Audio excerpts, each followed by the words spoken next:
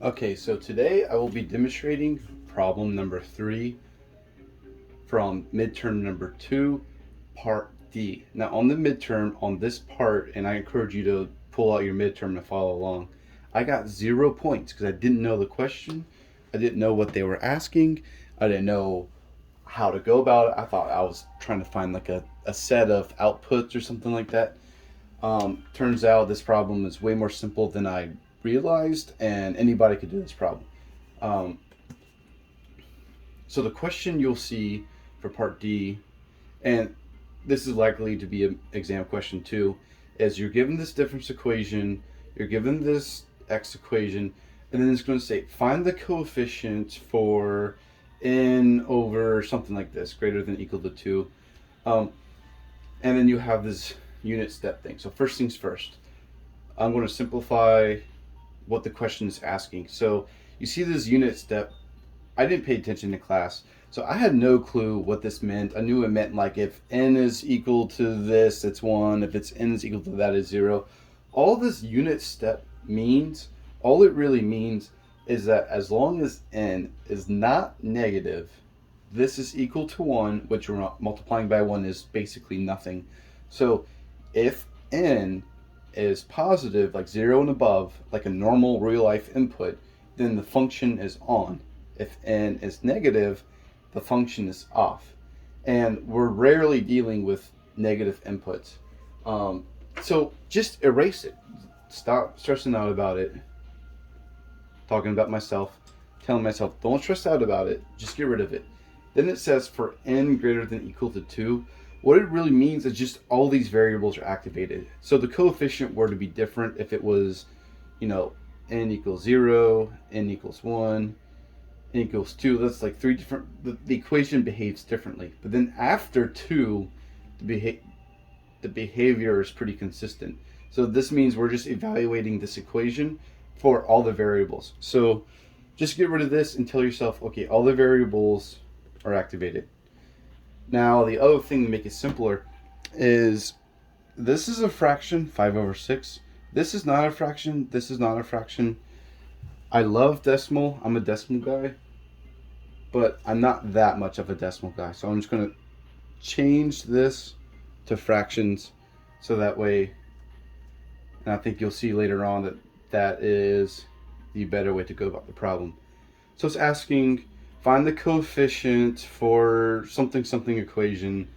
And I would be like, well, what the heck? Where's the coefficient? What does that even mean? You're just rewriting the problem. That's it. You're just rewriting the problem. So let's go. So we got x of n. You already know. I apologize for writing this so close to each other. You already know what x of n is. So rewrite this as 5 over 6 n, right? Plus 1 over 2, right? Now you just put n minus 1, right? Minus,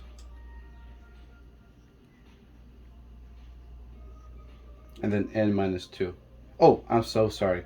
That's supposed to be x here and the x here, right? So problem is almost halfway over. We haven't done any math yet. This is 0 math, and this is the next step in the problem. Now, right, this is going to be left alone for a little bit. These, you're just doing basic algebra. This is actually like high school level. You just need to know your rules of how do you deal with these exponents, which I forgot. I had to relearn this all yesterday. I think most of you guys will have an advantage because I completely forgot how to do all this. I'm 32 years old. So you're just splitting this into 1/2, right, 5, blah, blah, blah, and then you just rewrite this again, n minus 1. And if you're nervous like me, you might forget what that meant. I completely forgot. That just means, right? So now to flip it, you just get the reciprocal if it's -1. Now you get to multiply that by 1/2, right? So that's going to be 6 over 10, 5, 6, n. So let's start rewriting the problem. This is going to be your second variable. So I'm going to make some space. All you're doing is trying to get the three variables for this equation. So let's start rewriting 5, 6 to the n, too easy, plus 6, 10, right, 5, 6, n, right, too easy. Now let's get that third variable. So let's make some space.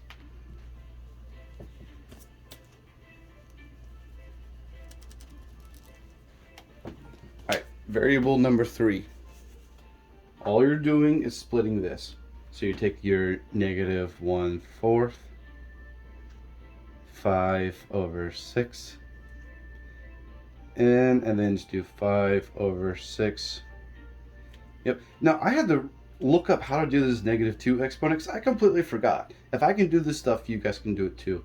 So you negative exponent, you flip it, and because it's 2, you square it. So you flip it, square it, 36/25. Cool. That becomes that. Then you're just going to multiply it by negative 1/4, so you get 36 over 100. It looks kind of big, but don't be intimidated. 36 over 100. And so now you're going to bring this variable up here, 36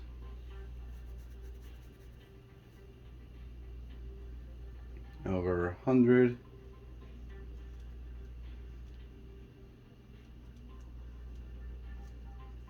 Right. Now we're almost done. This is the last and final step. So I'm going to make some space.